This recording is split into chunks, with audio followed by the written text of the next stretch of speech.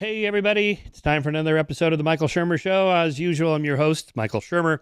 To introduce today's guest and topic, economics, capitalism, and so on, I'm going to read a opening page from my book, The Mind of the Market, and then I'm going to read a recent speech from Bernie Sanders.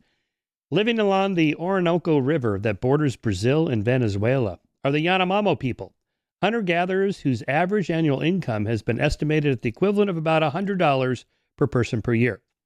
If you walked into a Yanomamo village and counted up the stone tools, baskets, arrow points, arrow shafts, bows, cotton yarn, cotton and vine, hammocks, clay pots, assorted other tools, various medicinal remedies, pets, food products, articles of clothing, and the like, you'd end up with a figure of around 300. Before 10,000 years ago, this was the approximate wealth of every village on the planet. If our species is about 100,000 years old, then 90% of our history was spent in this state of relative economic simplicity. Living along the Hudson River that borders New York and New Jersey are the Manhattan people, consumer traders whose average annual income has been estimated at $40,000 per person per year. This was in 2008, I wrote that, so this is probably, I think it's about $65,000 a year now in Manhattan.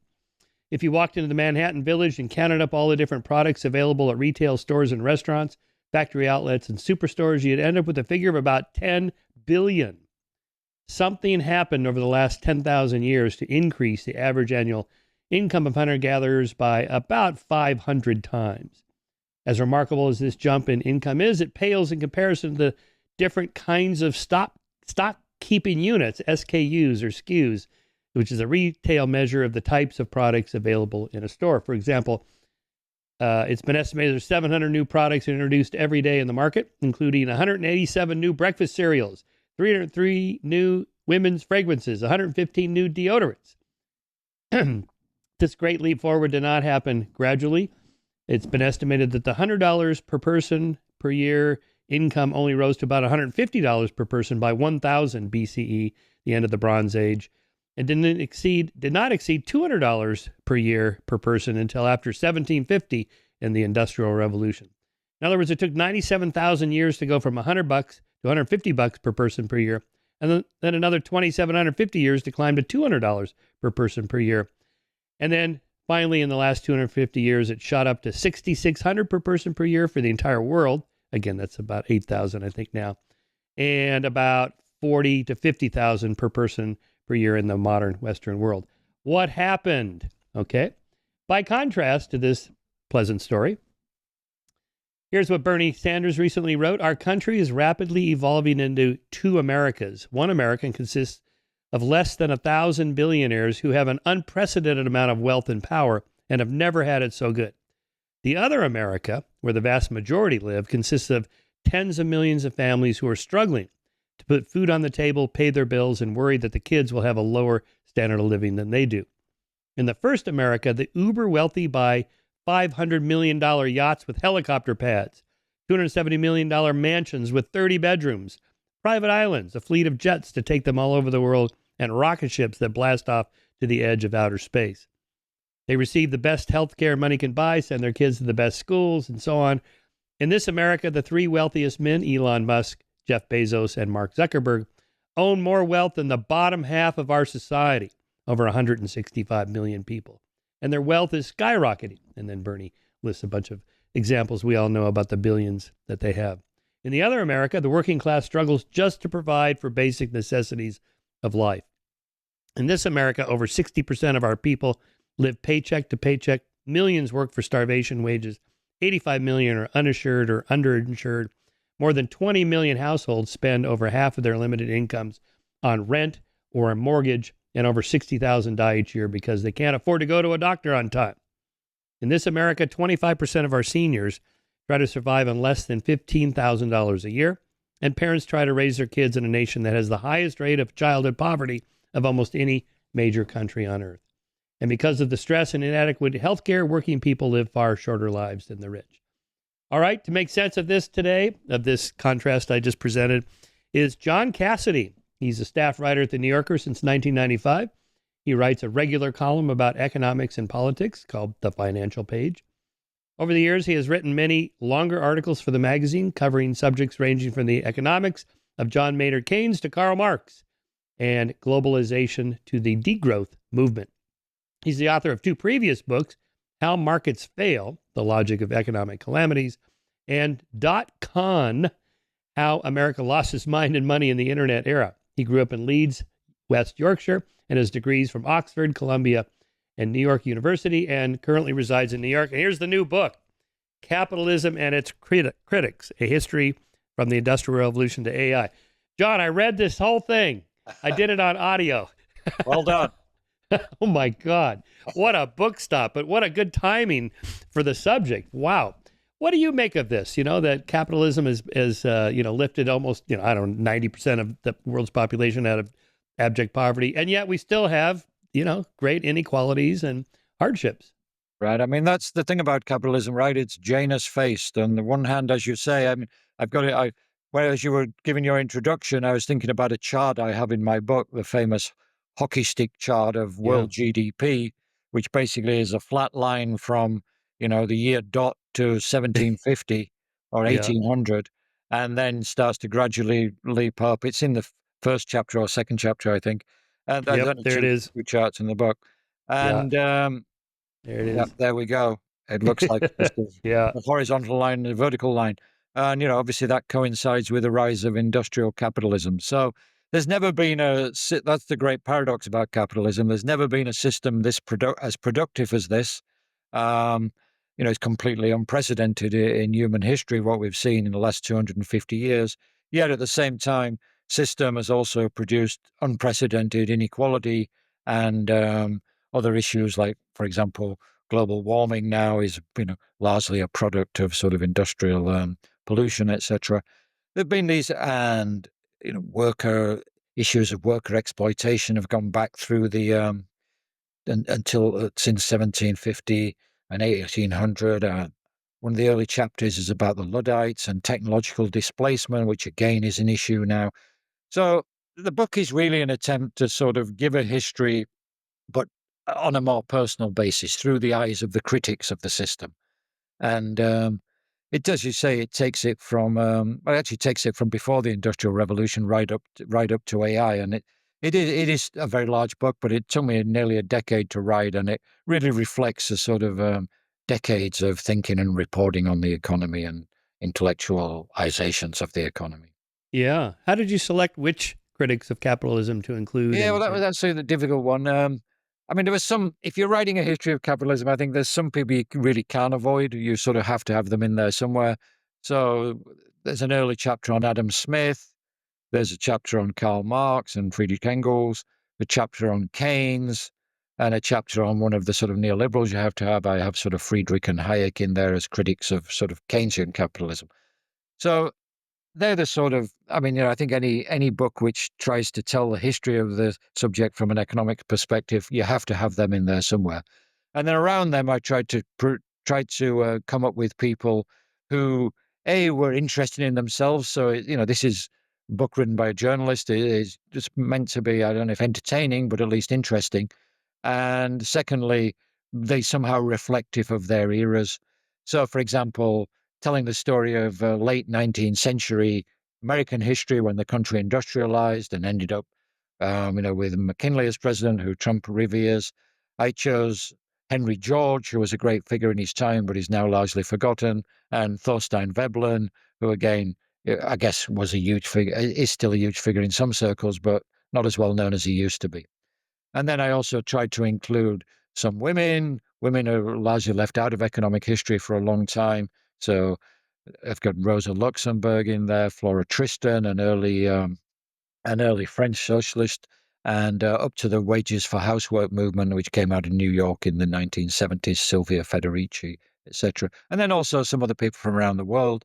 I tried to make it global in its perspective. There's Gandhi's, I've got a chapter on Gandhi's economists, who I knew nothing about until I started studying about him. Turns out to be a fascinating guy called J.C. Kumarappa, who actually did a graduate degree at Columbia back in the 1920s, and Latin American thinkers. So I tried to, it's a combination of well-known figures and much lesser-known figures.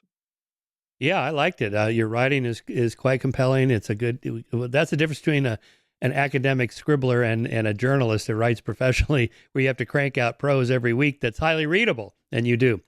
Oh, And to me, you covered, I checked your sources and so on. It's as good as anything I've read in economics. So I think you're on solid ground there. So I guess the bigger picture question would be that clearly we have a system that generates products and wealth and prosperity and pulls people out of poverty. But at each step along the way, each of your chapters, let's say, there's a problem inherent in the system, and we don't want to destroy the whole system, but we want to fix the problem. right. So, workers' rights and women's rights and children's rights and so on all come on board because of these problems. Right. Yeah, I mean, some people in the book did want to destroy the system. Obviously, Marx and Engels and Rosa Luxemburg, and there's a section on Lenin in the chapter on Kondratiev on the Russian Revolution. But I think you're right. What's new about the current era relative to the previous 200 years is since the collapse of communism in the 1980s. I don't really see many people, even on the left. There are still some, dyed-in-the-wall communists and who make their arguments, but that's not a mass movement anymore. You don't see much of a support for central planning and sort of Gosplan, the Soviet model. Even the Chinese have backed away from it, obviously. So, to some extent, I think, as you were saying, the debates now about how do we structure capitalism, there are still, again, I'm not being fair, there are still some people, a lot of young people on the left, radical environmentalists, who think the system is so destructive that it has to be replaced, and they're in favor of abandoning economic growth as the sort of primary aim, and the sort of, I wouldn't say back to nature, but much smaller scale, less consumerist, more sustainable model, they would say. So that is, it's not completely replacing capitalism, but it would be a very revolutionary change to go that way. But That's the apart from degrowth. degrowth, yes. Apart from that, the debates, I think, ranging from Bernie Sanders to J.D. Vance, are all about how do you manage capitalism and make it work better for everybody. And obviously, there's the sort of new right perspective is going back to the sort of mercantilist, protectionist approach, which was sort of pre-20th century. And then on the left, it's not quite clear what the new model is, but maybe limited protection and the Bidenism, strategic industries protected, but generally open trade, but combined with some sort of enhanced social bargain. Again, that's all. I think what don't seem to be there are, again, in economics and politics, there's always people arguing for every argument, but you don't see many arguments saying, let's go back to the sort of 1990s model at the moment of sort of let globalization rip. But there is a sense in the degrowth movement that going back to, agricultural level or, small villages, what I just described, the Yanomamo people, maybe they were happier. Maybe they had more meaningful lives, something like that. Yeah, I mean, that it's certainly the case that, we've got to the stage where in advanced societies, increases in GDP don't seem to be correlated with big increases in happiness. There is still some relationship there, but the sort of problems of affluence, I think, are something nobody could have, if you sort of, buttoned Marx and somehow transported him in a time machine and showed him the sort of level of affluence in the modern world, I think, he'd be obviously very surprised in Western countries. So, yeah, I mean, but I think the degrowth thing, there are two aspects of it. One, the idea that capitalism is basically burning the planet and it's going to destroy us all. The sort of Greta Thunberg approach. That, I think, in maybe not in our generation, but in generations below us, I think that is a very common perspective on the world. And I think people look at the world primarily through that prism. If you believe that, it's very hard to sort of worry too much about day to day, whether the wages have gone up 5% or 4% or whatever, they're like, or whether Coca-Cola's making 10% dividend or a 5% dividend. People come at it from that perspective say this is an existential threat and we have to do whatever we can to stop it. And the degrowth movement, I think that's where it gets its popular support. Yeah, and I guess it's not enough to just say to Greta, well, then, then go live on a farm somewhere. Just, Yeah, I mean, I you do think that. you, you do you, and I'll do me. But Well, she I mean, I wants guess from the her rest of us to perspective, change. but I guess from her perspective, the rest of us would still be burning a lot of fossil fuel, etc. I mean, I think the more, I mean, the one of the sort of more serious arguments against degrowth, which I sort of highlight in the book, which even some left-leaning economists have made, is that if we do go to degrowth, shift seriously towards that, what happens to the developing countries? I mean, do they have to adopt degrowth? Because, Right. the average GDP is still, very low in most parts of the world.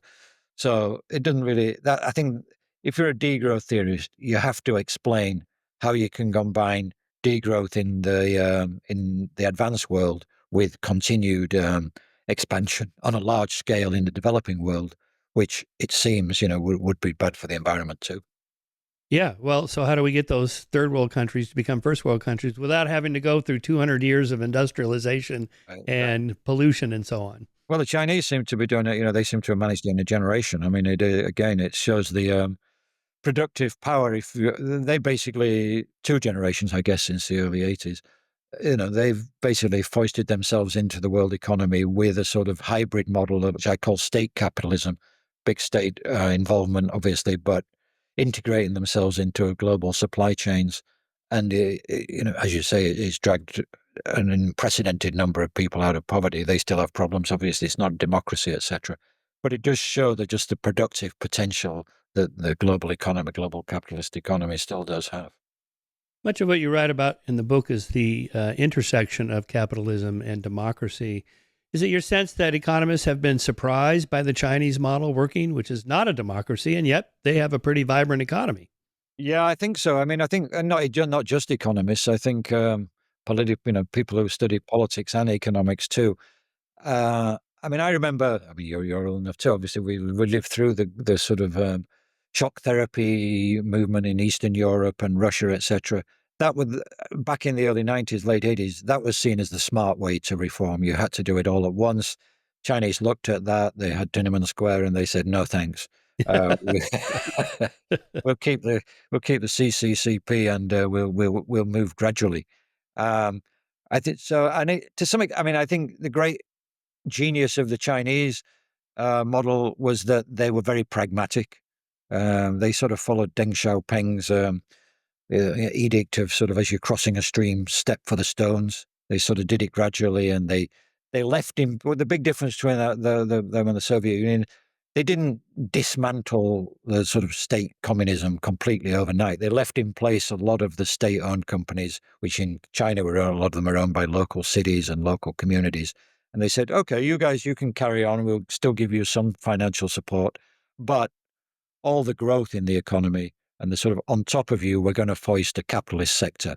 And they were, they had enterprise zones, etc. So it's a hybrid model, and as you intimated, it's so far proven more successful than I think anybody could have foreseen, probably including themselves. Although I suppose we have something of a hybrid model if you think about collective action problems that the market can't solve on its own. Examples, the electrification of rural South Right. that in the 1930s, the interstate highway system 1950s, the internet in the 1990s, AI now. That you're always going to have some mix of government and private No, industry. I mean, I think you're exactly right, Michael. I mean, one of the points I try to make throughout the book is that this idea of a free market operating by itself has never been, it's never been the real world. Even if you go back to Britain in the early 19th century was probably the closest anywhere ever got. But the Mm. US never went down that line. There were tariffs in the US from the get-go to protect industries because they thought they couldn't compete with the British, which initially they probably couldn't. So there was protectionism there. And even in Britain, the sort of tooth and claw capitalist model in the early 19th century was just so repellent even to conservatives that they sort of acceded. Oh my God, sorry about that. Let me try and kill that off. It's okay. Um, that they acceded to factory acts which limited the number of hours that women and children could work. Apart from that, there wasn't much real regulation in early British capitalism. But as we've seen, as the system has gone on, government and the market are not antithetical to each other. They're in sort of a partnership. Attempts to sort of say we're going to get rid of the government, they've never really worked.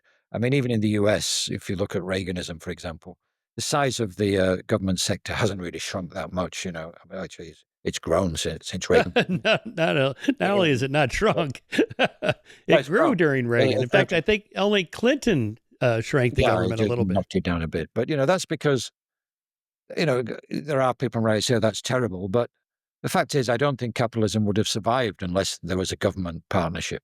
I mean, that's the whole argument that Keynes made. Keynes was a free market liberal at heart, really. But he argued, look, the system has got some problems, and we have to deal with those, or it's not going to, it's not going to work at all. It's not going to exist. A lot of his students were becoming communists in Cambridge in the 1930s because it was the Great Depression, and people, there was mass hunger marches. People thought capitalism had failed, and Keynes said, "Hang on, it's failing at the moment. We need sort of Keynesian stimulus policies. We need economic management," and then that was added to the idea of sort of social insurance and the British welfare state, and that provided a post-war economic model which was much more stable than the pre-war one. So that's government and private sector operating hand in hand, really. Yeah. Well, I drive an electric car. I have a Tesla. I loved Elon's bold move there to electrify cars, and that's great. But the government gave me $7,500 to buy that car, and then the state of California let me deduct $2,500 from my taxes, and I get to drive in the diamond lane by myself. Right. So apparently, the government likes what I'm doing. Exactly. I mean, as you mentioned, a collective action problem. It obviously is a collective action problem in terms of so many of the green transition is a collective action problem. Nobody's going to, maybe you, I think Californians are more willing to take risks maybe a bit. So people were willing to buy Teslas when there weren't many charging stations, but the rest of the country won't do that unless there's an infrastructure in place. And the only way you can it doesn't pay any individual entrepreneur to set up one charging station. The only way you can make it work is create a market through government subsidies and tax breaks. And that's what we've done. And I mean, sure, it hasn't displaced the internal combustion engine, but it's created a large and vibrant electric vehicle sector. Yeah. Well, I'm predicting maybe by 2050 or so, if you want to drive an internal combustion engine, you got to go to one of these racetracks and rent a car, and it's really loud. It's got that, and you get to go really fast. Yeah, maybe. Although I think some of the electric cars have fake engine sounds. They do. They have fake engine noise. Yeah. It's so funny. Yeah. I think Volkswagen are apparently working on one which sounds like a real sort of old school. Yes. Right, exactly. Bruiser car. Yeah, so sort of going back in time in your earlier chapters, you do point out in the Adam Smith chapter, I think you have his famous quote about how it's rare that business people get together before they start contriving to fix prices. I think I do have that. Yeah. I mean, even Mr. Free Market Capitalist, was wary of markets by themselves. Well, that's the great. I mean, I mean, it's a bit of a conceit, but my chapter portrays Adam Smith as a critic of capitalism, and that's for two reasons. Number one, he was a big critic of the sort of existing capitalist system at the time, which was pre-industrial mercantile capitalism. There were big government sponsors monopolies like the East India Company over trading companies, and the British Crown gave them monopolies, and you couldn't compete with them. And then they protected them through the Navigation Acts, etc. The sort of stuff which brought about the American Revolution. That was a mercantile system, which Trump is trying to take us back to. And Adam Smith was very critical of that. He believed in free markets, free trade, etc. So from that perspective, he was a critic of capitalism, mercantile capitalism. But also he was a critic of free market capitalism to some extent, because he recognized that even free market capitalism has got a tendency to turn into monopolies. Because as you say, if you're a businessman, it makes perfect sense to try and roll up the market. That's what all the private equity funds are doing now. Eliminate competition. You can raise prices. And Adam Smith recognized that at his time. And as you say, he said, whenever businessmen get together, it only takes them a few minutes to start talking about raising prices. He also made the point about buying wine that's grown in France versus Scotland, where Right. it's not so good in Scotland and you have to spend a lot more money to get wine of the same level. Why Right. shouldn't I mean, I just he was he originated the sort of the comparative advantage argument of yeah. for free trade. I mean, the classic case in the UK it has always been sort of Portuguese or French wine and cotton produced in Mm, Manchester. mm. Why would you know? Why would you try and produce my wine in Lancashire when you can trade your cotton to the Portuguese and the French? And I think that argument still is as strong as ever, and that's the one which Oh yeah. Trump, Yeah. Trump obviously ignored. Oh, I hate the tariffs. And I point out Ronald Reagan himself, Mr. Free Market Capitalist, imposed tariffs on foreign motorcycles, Yamaha, Right, right, Honda, and Suzuki, because the Harley Davidson motorcycle company right, was right. struggling. Yeah, no, I mean, I think it's a tough one because there have always, this sort of infant industry argument for tariffs has always been there that the only way you can build up your own industries is by protecting them in the short term, and that's what the United States obviously did originally. Going back to Alexander Hamilton and the report on manufacturers, etc. So I think there are arguments can be made. It's going to do a lot of damage to your country if you lose the sort of vital sectors in which you are. Hmm. You're strong. Even when most orthodox economists were completely pro free trade, even Paul Samuelson, the sort of dean of MIT, very orthodox economist, made that argument back in the early O's and said, well, the China, it's okay the Chinese making, cheap toys or cheap textiles or whatever. Dolls. But if they start to take over our car industry and our, planes and computers, etc., that is going to damage us. So I think, you have to be sort of realistic here. No country is going to sit back and allow its sort of vital sectors to be completely, obliterated by free trade and cheap labor. But The question is, that's where is the balance? And Trump yeah, hasn't got any that's balance. still a zero sum model that Yeah. echoes mercantilism. They are ripping us off. Well, No, who's that's the the thing. I mean, us? that is the thing. I mean, Trump doesn't believe in trade at all, right? I mean, you could see that from in the Liberation Day tariffs he introduced. He's backed off them now, but they clearly reflected what he wanted to do. And they basically imposed tariffs on any country in the world who had a trade deficit with the US, even if it was a sort of poor African country or whatever, who just don't have the money to buy US goods. So that wasn't, there was no strategy behind that. That was just blanket. We blanket sort of America, Fortress America. We don't need anybody else, and we're going to put up walls. Yeah, but just to point on that a little deeper, like, why do I care where my Oh, iPhone is made? If it's made in America and it costs 2 or 3 times as much, then I'm losing.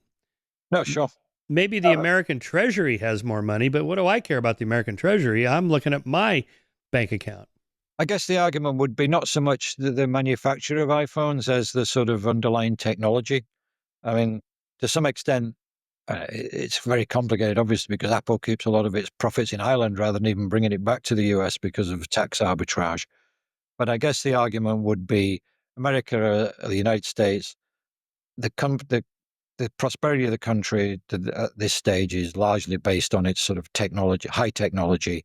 And to the extent that the Chinese are using trade as a way of, taking over US technology, most recent example being, I guess, aircraft, where they're now building their own aircraft, but semiconductors, etc. I think a lot of Democratic politicians as well as Republican politicians now think that there is maybe not open protectionism, but certainly fair trade. They needed to be a sort of get tough approach to the Chinese on sort of intellectual property. Yeah. Well, I've been with you on the tariff stuff, but I did see an interview last week with Mr. Wonderful, Kevin O'Leary from Shark Tank, Right, saying, the Chinese have been ripping us off. I mean, they steal our property. I can't. He has investments in right. China-based companies. I can't sue them when they steal from me and they rip us off. I have no recourse. We have to do something. They don't play fair.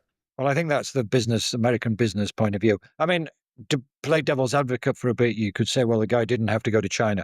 I mean, the Chinese Hmm. were always very clear that, if you came into the US, came into their market, there was a deal. It was sort of Faustian pact. You had to do joint Right. ventures with the local companies. And I think, companies like Boeing and General Motors, they must have known pretty early on that a lot of the reason the Chinese were doing it was to get access to a lot of the technology, which they could then transfer to home firms. Yeah. I mean, to be fair to the Chinese, they've got such a huge scientific sector now. They produce far more scientists than we do. So they're in certain sectors, they're ahead of us now. Their Mm. technology and scientific research is at least as good as the US in a lot of sectors. Are you worried about Taiwan and the chip company that's there? Well, I mean, obviously, I don't want to see a conflagration. I really don't know what's going to happen to the Taiwanese. The Chinese do seem to be sort of slowly moving to exert control. I mean, I remember Hong Kong, because I'm British, and when I was young, the British people thought Hong Kong would be British forever, Oh, and right. that didn't work out. So, it is just off the coast of China, right? But how it's going to work and how the technological side of it plays out, who knows? Yeah. Another theme I picked up from your book that I'd like to explore for a moment is this idea that, like Marx's idea, that history goes through phases or stages, as if there's some kind of higher order structure that runs the whole thing, or directionality to the arrow of time and so on. Kondratiev cycles are a little bit like that, Right. versus the other critics that just talk about, well, it's just a bottom-up system, and the incentives are all wrong for the capitalists to treat their workers better than they actually do because they can make more money if they don't, and so on. Right. Well, I think there's something to be said for both of those arguments. On the latter one, obviously the business incentive is to ram down costs as much as you can, and that includes ramming down labor costs. So I think in the first wave of globalization, that was what it was all about, right? Labor arbitrage. It just was, if you could make something for 10% of the price in China that you could make it in the US, businesses are going to do that unless you stop them. So I think that is a essential feature of capitalism. We have to accept that. But at the same time, I think there are longer term trends. For example, that model we just talked about is going to produce offsetting political trends, which we're seeing coming through now. I mean, the sort of Trump economic nationalism, populism around the world is to a large extent, not totally, but to a large extent, a reaction against that sort of let it rip globalization over the 1990s and the O's. So, in sort of Marxian terms or in Kondratiev terms, that's the sort of internal contradictions of the system starting to emerge. Now, where the Marxists, I think, got it wrong was that I think the sort of dialectic approach, or whatever you want to call it, is very valuable. But the idea that it was just going to collapse in a one-way, straight down, that turned out to be just historically not correct. I mean, they underestimated the survival powers of capitalism, partly because they underestimated the extent to which government, could save capitalism through Keynesian policies and social insurance, etc. But also just the sort of um, brute force of sort of entrepreneurial sort of profit motive is, I think, stronger than they gave it credit at the time. Well, in the rising middle class, too, they didn't predict that. Exactly. So, I mean, the whole set, they, I mean, the whole idea of sort of productivity growth boosting wages, that was starting to come into, people were starting to talk about that in the 1860s when Marx wrote Capital. But Marx and Engels were really a product of the sort of first half of the 19th century, where in Britain wages didn't rise, virtually rose at all. So it did seem then that the sort of capitalism just led to, a few very, very rich people and everybody else in sort of poverty or near poverty. I think what happened in the second half of the 19th century was because of just the growth of demand for labor because capitalism was growing so quickly, and B, because of the rise of labor unions, wages started to track productivity, and productivity went up a lot. So the model was you've got to pay higher wages, but you innovate to reduce the number of workers, etc. And productivity then tracks wages, and that's a recipe for survival of the system because the workers, that's what the Marxist followers found, that the workers, they weren't revolutionary. They were quite happy to distant capitalism as long as their wages kept going up. Yeah. Um, the other problem with Marxism, it seems to me, was, as a test, was refuted in the First World War with the idea of, workers of the world unite. But in fact, French workers and German workers did not unite. They were more identified as Germans or Frenchmen. And so this idea that humanity can be nicely divided up by class rather than nations or nationalism. Seems to me nationalism is a more powerful force than class as a unifying process. Yeah, I mean, I wouldn't say, where is it more powerful? It's certainly as powerful. I mean, obviously, the late 19th century showed that when you had, as you said, I mean, one of the chapters in the book is about Rosa Luxemburg, the German revolutionary from the early 20th century. And it was a great shock to her and all the German socialists when First World War started in 1914, the Social Democratic Party, the Socialist Party in Germany, which was largely run by the unions, instead of the revolutionaries wanted them to, come out on strike and basically refuse to fight the British and the French.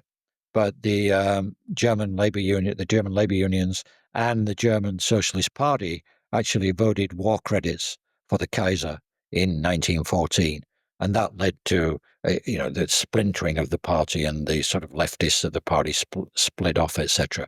But that was when they learned that nationalism was, at that stage anyway, just a stronger force than sort of solidarity with the workers in Britain or whatever. Mm-hmm. Yeah. I loved your chapter on Henry George. I knew who he was because I wrote a biography of Alfred Russell Wallace, All and right. Yeah, the whole idea of land nationalization. well, that's another one which goes back, right? I mean, Yeah, yeah, Henry George is a fascinating guy because I think, I didn't know much about him before I started writing the book, but it turns out he wrote his book, Progress and Poverty, was the best-selling book in the 19th century, apart from the Bible. unbelievable. Yeah. And it outsold the Bible for a few years. Um, I mean, he was an incredibly large figure in his own time, and even ran for mayor in New York, and a bit Trumpy, and he thought he got cheated out by Tammany Hall. Maybe he did. Yeah. It was a very close race. But again, he was sort of pre-industrial in the sense that his whole focus was on land rather than industry, and the sort of his villains were the land monopolists like the railroad companies, etc., rather than sort of industrialists. Now you think, well, that's completely out of date now, but is it really out of date when nobody can afford I mean, the whole generations can't afford an apartment or a new house? Again, what's the cost? Biggest cost now in urban areas is the land. It's not the building. So I think the whole issue of land is coming back as a huge issue as well, It and is. And landlordism. I mean, one of his deeper points was who actually owns land. Right. Well, does anybody own land? Surely he saw it as nature's bounty. Yeah, right. I mean that capitalism is based right on taking nature's bounty and ascribing property rights to it.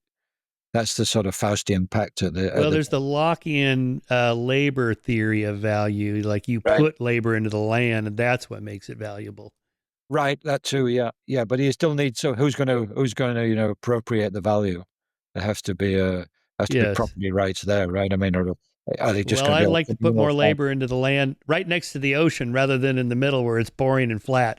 Yeah, yeah, yeah. But I mean, it is fascinating that that whole land issue seemed to go away for a long time, and now it's back again. Landlord, we've got the whole sort of private equity buying up real estate Right. all over the country, Right.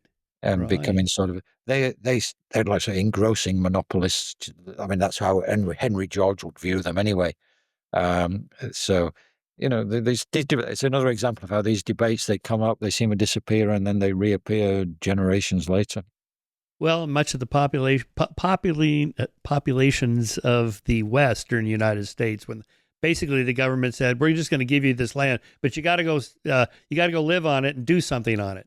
Right, right. I mean, well, I think but it turned out that they gave a lot more land to the sort of the northern Pacific and the southern Pacific, and Hmm. so Henry George was he was a San Francisco newspaperman, and one of the great issues at the time was sort of the engrossment of the land by the big monopolies, the railroad companies. Oh, right. Then Californian populism was basically an anti-railroad movement, Hmm. and they were the sort of they were the sort of tech barons of the day, I guess you'd say, and that was the sort of.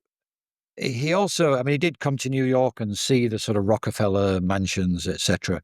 So he wasn't completely oblivious to sort of to industrialization. That was now he saw that coming to California, and he said New York is basically where California is going to be in 30 years. He was, of course, completely right about that. Hmm. Well, yeah, there is something about that where the government gave away this land. Well, it wasn't theirs to give away in the first place. The Native Americans lived here. Well, that's Or it. I if mean, you want to go back further, Jefferson bought, Louisiana from Napoleon. It wasn't Napoleon's to sell, and it wasn't Jefferson's to buy. cool. I mean, obviously the whole, it's a land grab, right? I mean, Yeah, that's what it's based on. yeah, I know it's crazy. Okay, on tariffs, just to come back to that. Just maybe 3 months before the election last year, I was in South Korea at a conference that Arthur Laffer was speaking at.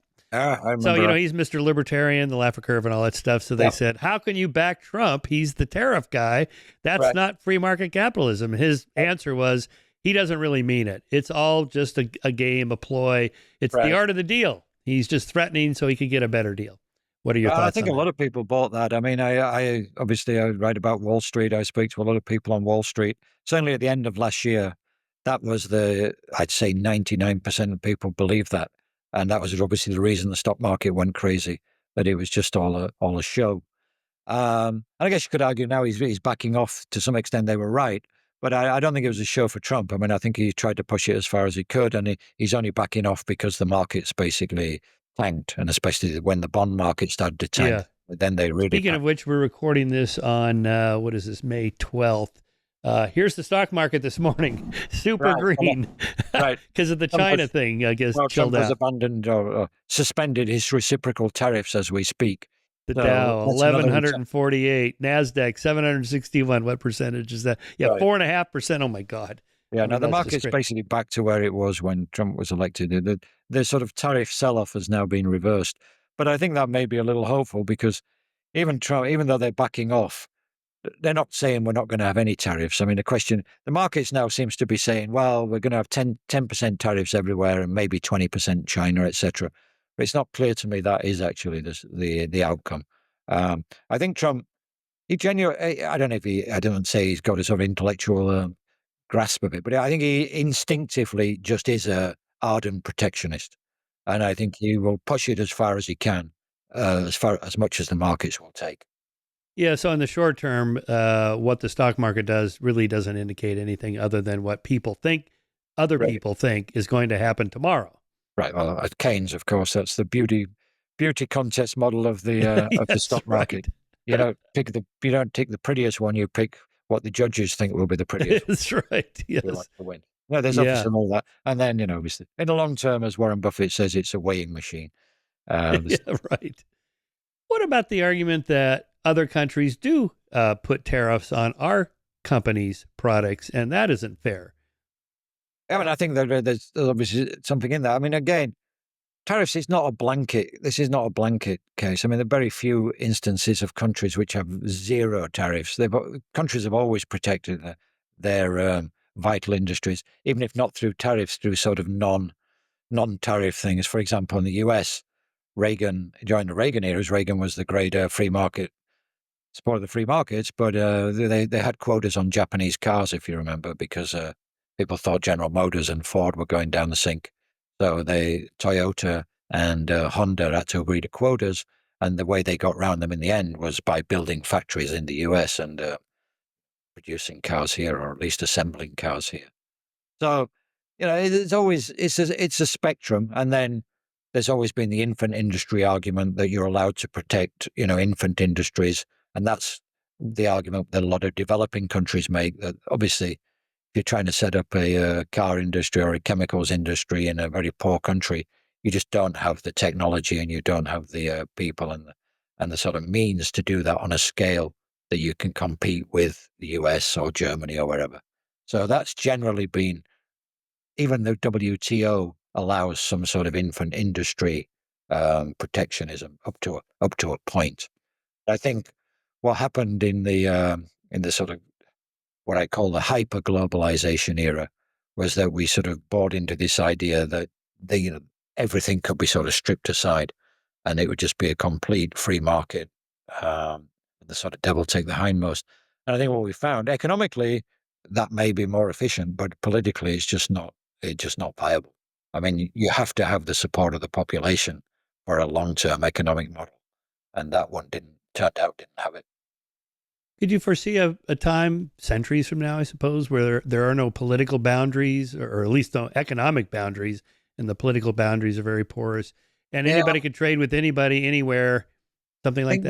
I think that's what, the sort of early 20th century liberals had as their viewpoint. Yeah. Even Keynes himself, I think they saw globalization as a way of sort of tearing down barriers, world peace, and everybody will trade peacefully. I can see that world. I can see that world in a the other side of the transition, so to speak. If we get to a world where there aren't huge income disparities, Mm. so it's not immediately obvious how you can just use labor arbitrage to go to the cheapest country. If even the cheapest country in the world has got quite reasonably high wages and environmental standards and labor standards, etc., then I could see how those countries could trade peaceably. It'd be basically a version. It'd be an expansion of the sort of, you know, you could see the EU and the United States and sort of Japan and Australia, etc., having a free trade pact at some point. Mm. And if China and Brazil and South Africa, Vietnam, and these countries are, not that much poorer than the West, then I can see that being more viable. The problem is when you have very rich countries trading with very poor countries, the opportunities for arbitrage are Mm. just so huge that multinational companies are going to use them all. And again, economically, that can be very efficient and it drags a lot of people out of poverty. So we should probably support it. But it also turns out isn't sort of politically sustainable in the rich countries, or it doesn't seem to be. Mm.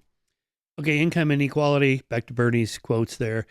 What do I care how much money Jeff Bezos or Elon Musk makes? How does that hurt me? Yeah, I mean, traditionally that has been the American point of view, I think. It's been very hard. There's never been a socialist party in the US. It's been hard for parties of the left to run on redistribution. The argument, from even from Roosevelt onwards, but certainly from Clinton onwards, has been we want to make the debate about growth rather than distribution. Mm. I think the problem is when inequality gets to a certain extent, it starts to undermine democracy. I think that's what we're finding. I Mm. mean, the American political system, to a large extent, especially since the Supreme Court ruling of 2009, it does seem to be just sort of bought and paid for. And if you have a The political Citizens United. Citizens United, exactly, Yeah. if you that basically if you have a massively lopsided income distribution with you started with Bernie Sanders, with Bernie's billionaires, where they can just buy as much political power as they want, and you have the richest man in the world now working in the White House, cutting down the sort of Veterans Administration, the Social Security Administration. I think that then you do start to care how much money has Elon Musk Yeah. got and how Yeah. much money has Jeff Bezos got, because they're not just using their money to buy helipads; they're using it to influence the political system. Right. Yeah. Yeah. Yeah. Well, okay. So you wrote a chapter on the East India Company and its lessons for us today. Let's say maybe the housing market disaster or the dot com bust in the late 90s. Yeah, I mean, going back to the East India Company, I think the reason I started out with it was because two things. Number one, I wanted to. The book is basically there's various forms of capitalism. This book is basically about industrial capitalism, which sort of starts in Britain in 1770. But I wanted to explain to the readers that didn't come out of nowhere. That there was a pre-existing form of capitalism, quite sophisticated one, in Britain anyway, and European countries. And that was colonial capitalism, mercantile capitalism, whatever you want to call it. And it had these big multinational monopolies, which the East India Company is the most famous example. It was founded in 1600 by a grant from Queen Elizabeth I, and it basically had a monopoly on all British trade east of Africa. So it had India, had Indonesia, Malaysia, etc. And I didn't really know much about it until I started studying it. But it turns out, there were all the problems of sort of political corruption that we have today, because a lot of the British politicians were invested in the East India Company. So whenever it got into trouble, it came back to Parliament and asked for money. So 1770, 1772, there was actually a big sort of bailout of the East India Company by Parliament, which was in many ways was very reminiscent of what happened in 2008 with the bailout of Wall Street. So I was just, again, it was a way of sort of explaining to people how these ideas of sort of how business and politics come together, and you have problems of monopoly and corruption. They go back to the very beginnings of the system. They're not something new. Right. We like open competition, and capitalists and libertarians champion that. But even where that exists, you always end up with just a couple of companies. Like, how many diaper companies are there? I don't know, 3? Yeah, I mean, why aren't there 50? Or, how many search engines are there? Well, I mean, the technical phrase is oligopoly, right? I mean, yeah, that's what I used to study when I was in university all those years ago. And that is a handful of companies.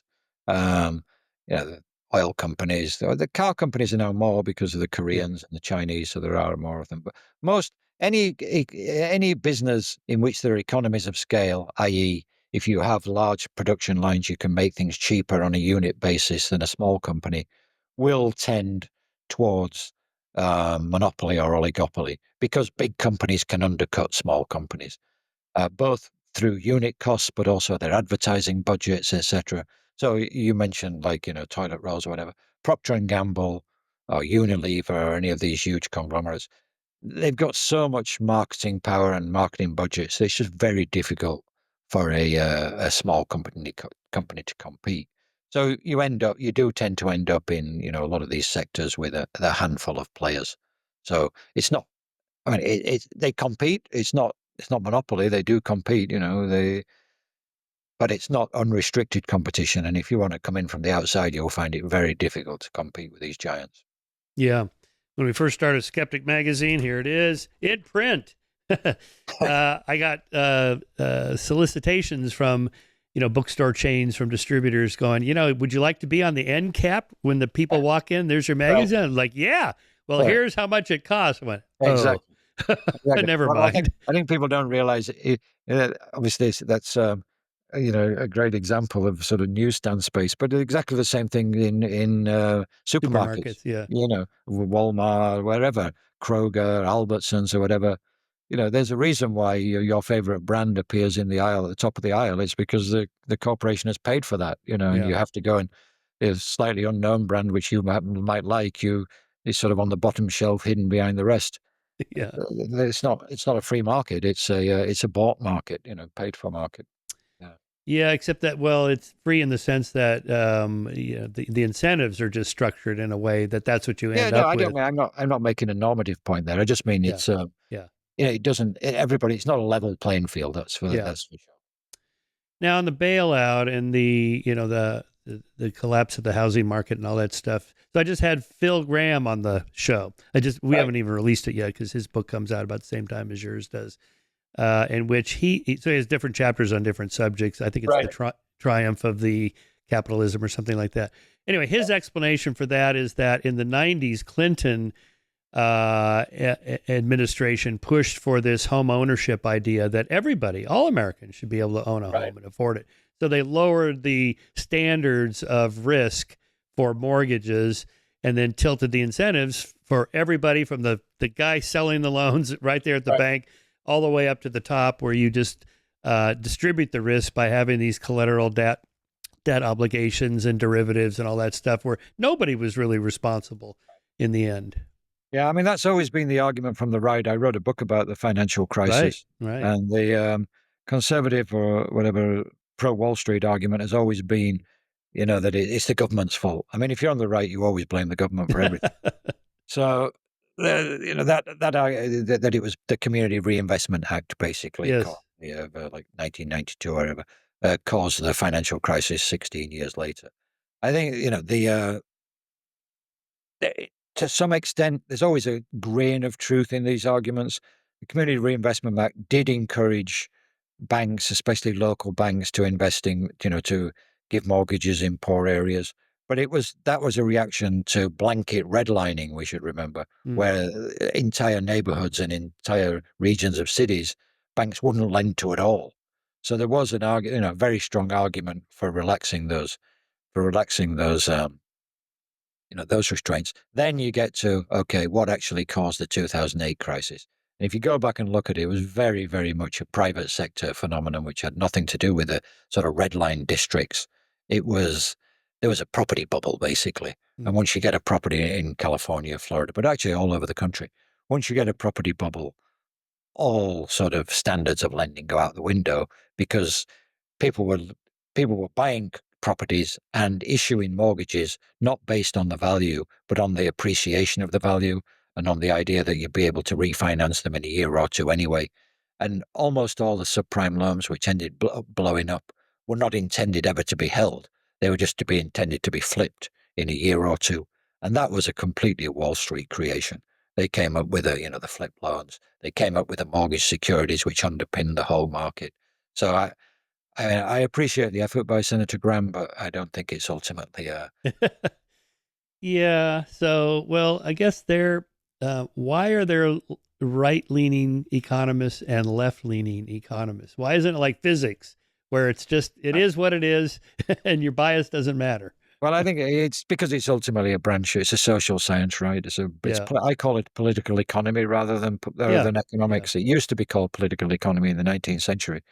That was if you did economics at Harvard or Oxford or wherever they taught it, it was either called political economy or even moral economy was the original phrase for it. So it's not physics. I mean, we're dealing with people here. If you throw a rock off Right. out of your window, it's going to follow the law of physics and crash down, right? If you tell a person to jump out the window, you think, well, maybe I will, maybe I won't. So there's a human element there, which is just sort of irreducible, I think.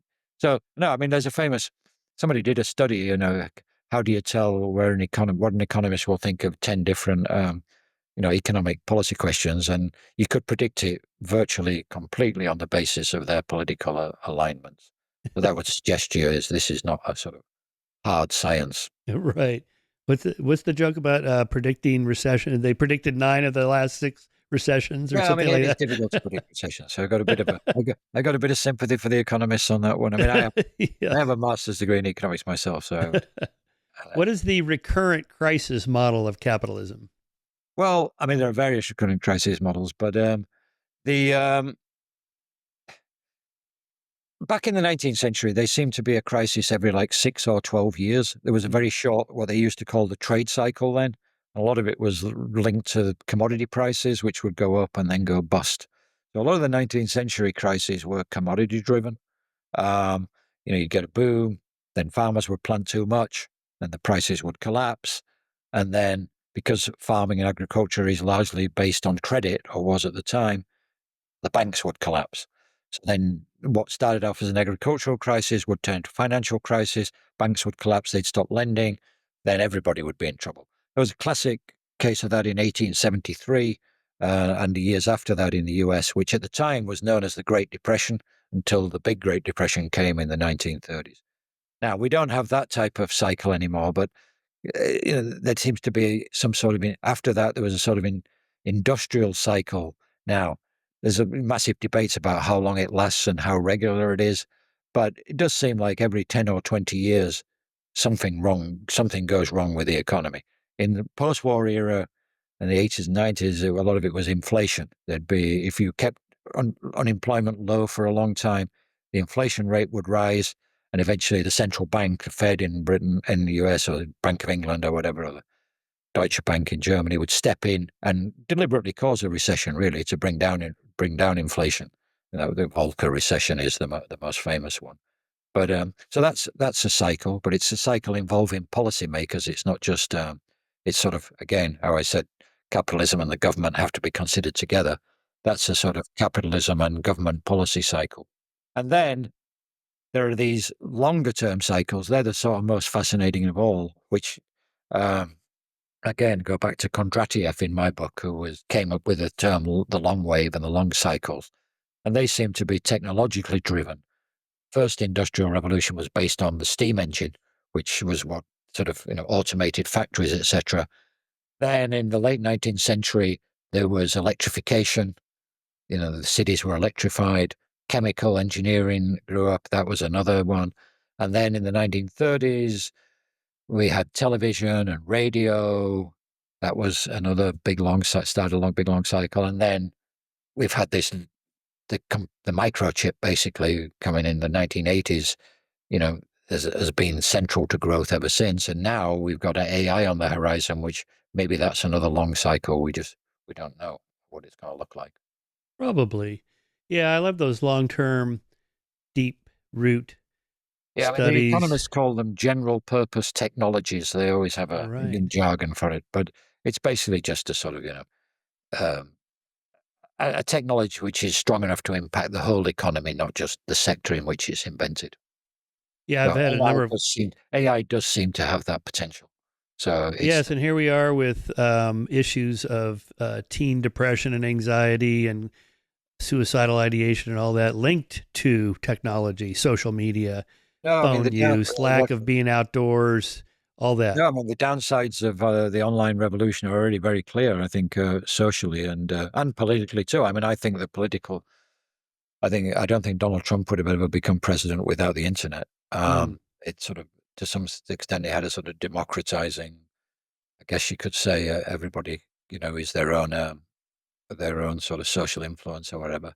But it does seem it's had all. I mean, I think it's just a different world since 1995, and the AI seems to be going to give us another iteration of that in ways which are very difficult and sort of alarming, I think. I mean, I've covered Trump since in the 1980s. I was a newspaper reporter covering Wall Street, so I actually used to call up Trump sometimes. He's always in the news, something or another. Yeah, yeah, yeah.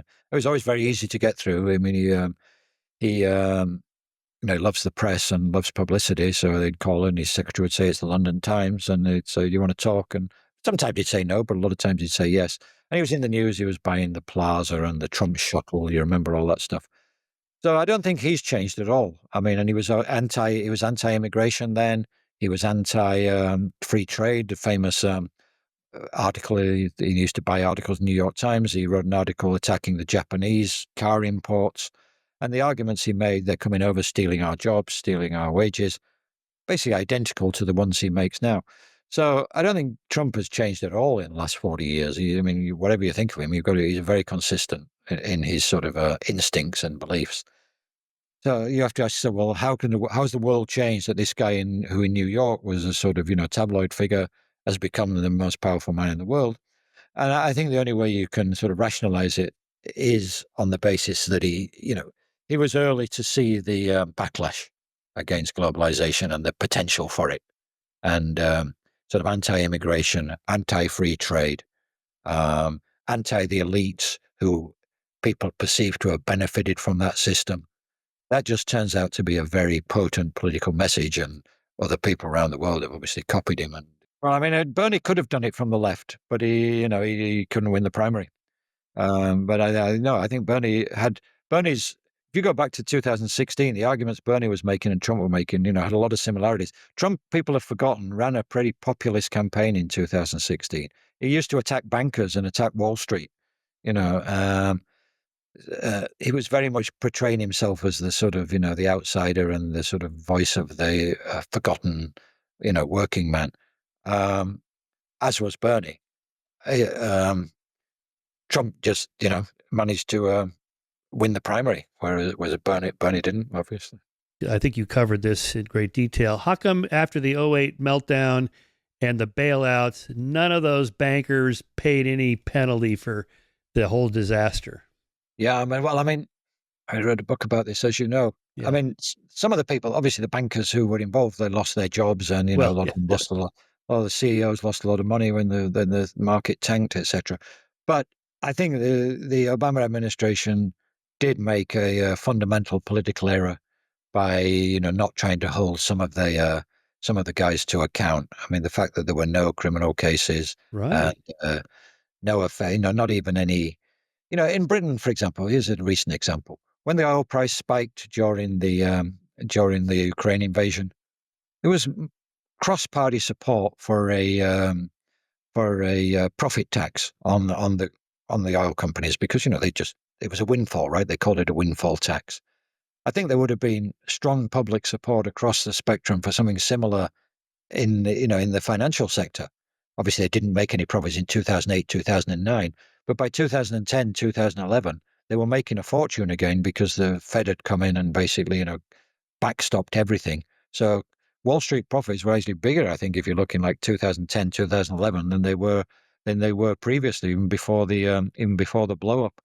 So I've always thought, as a matter of political economy, it was a terrible mistake to sort of let the villains off the hook. And it certainly appeared to most people after a couple of years that they were making out even better than they had before. And I think that again, that's another example of sort of giving an opening to Trump, because as I said, in Trump, people have forgotten this, but in 2016 he ran against the bankers, and Bernie was running against them too. But Bernie had always run against them. But it was something new for a politician on the right to come in and criticize Wall Street. Obviously, he didn't do anything about it, Trump, and he appointed Wall Street bankers to run his administration, Mnuchin and Cohen. But when he was running for office, he ran as a sort of anti-Wall Street guy. Yeah, interesting. Well, there was that documentary. Now I can't remember the name of it. It was about one of the middleman guys, sort of middling guys, that was head of some small trading company, and he went to prison for what he did during Right, there were a few small guys who did, but and he none of was the really heads. angry that how come those big guys didn't have to go to. I had to go to jail. Yeah, and I mean there are. I mean, it's a very. I'm not the expert on the sort of inner accounting of all these banks, etc. But there certainly seemed to be an a priori case that they knew that a lot of what they were selling was junk, um, and would eventually blow up. And I think that it would have been interesting. It would have been very. I think it would have been salutary and interesting to bring one of those cases anyway and see how far you got with it. Yeah. Well, my analogy with sports, when that happened, when all that was happening, my sport, cycling, was undergoing the expose of all the doping that everybody was doing. Right. Right. And even though the individual cyclists more or less didn't really want to do that, but they thought everybody else was doing it. So Right. the incentives were tilted to everybody to do it. And that was Right. kind of my sense about the Wall Street traders or whoever, the little guys. They're like, No, well, no, totally. everybody else is doing it. I got to do it. Totally. Well, Chuck Prince, the chairman of a CEO of Citigroup, had a very famous comment. Where I think it was an interview with the Financial Times of London, where he said, "While the music is playing, you have to dance." And that's true. He couldn't. I think a lot of the senior guys, old guys like him, were probably underneath it all pretty skeptical of the whole subprime idea that somebody who earns $25,000 a year could conceivably buy a house worth $250,000, $300,000 a year, which was happening in California all the time. So I think they probably thought, oh, the whole thing's a scam. But they, at the same time, they couldn't fall behind the competition, which were making record profits out Well, of it. worse than that, since I'm here in California, I mean, there were ads and commercials and articles like, you're a sucker if you don't go for this. Right, I exactly. mean, you're missing out. No, everybody. I mean, it's the FOMO thing. That's how bubbles work. I mean, I wrote about the stock bubble in the 1990s as well, of course. That's what propels stock bubbles, the FOMO. You're exactly right. I mean, I think anybody who didn't own property in the early O's thought that they were somehow missing out and they had to get in there.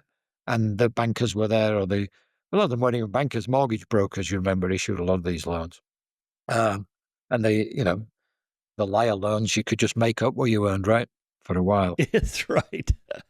See, The liar loans. That's right. Ireland. So, that you would think, well, that's got to be criminal, right? If people are, if companies are issuing loans knowing that a lot of their clients who are signing them are telling lies, there must be a criminal case there somewhere.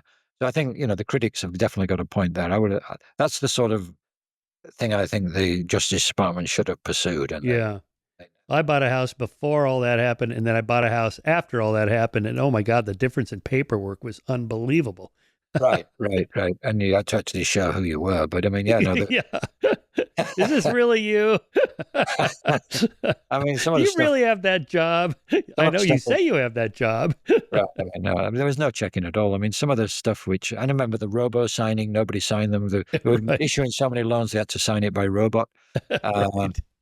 There's some of the stuff which went on in California and Florida and in Arizona was just crazy. It was complete. So the larger point here is that just like in sports, athletes need rules and referees and punishments, and this is the way it has to be. Otherwise, the incentives are tilted to go the other way, right? Totally. So In that's the your point financial about sector, capitalists. that's always been the case. And I mean, I think the difference between the financial sector and sports, if the Red Sox cheat, it annoys a lot of sports fans, but You don't really have any societal impact. But if the financial sector gets into trouble, is what we saw in 2008, 2009, it affects everybody because they have to be bailed out. And if they're not bailed out, they collapse the economy. So I think it's doubly important to have rules and regulations in the financial sector. All right, John, I'm going to end with a quote that you well know from John Maynard Keynes. The ideas of economists and political philosophers, both when they are right and when they are wrong, are more powerful than is commonly understood. Indeed, the world is ruled by little else. Practical men who believe themselves to be quite exempt from any intellectual fluences are usually the slaves of some defunct economist. Madmen in authority who hear voices in the air are distilling their frenzy from some academic scribbler of a few years back. Well, your book is about all those academic scribblers that have shaped the modern world. It certainly is. I wish I could write as well as Keynes. I mean, that's the thing about Keynes. He was a brilliant writer as well as a great writer, a brilliant economist. You're a good writer. Don't sell yourself short on that. Here it is. Capitalism and Its Critics, a history from the Industrial Revolution to AI. It's got everything and everybody you've ever heard of in there and people you've never heard of, which is even more interesting. Thanks so much, John. I really appreciate it. Thanks for having me on, Michael. I thoroughly enjoyed our talk.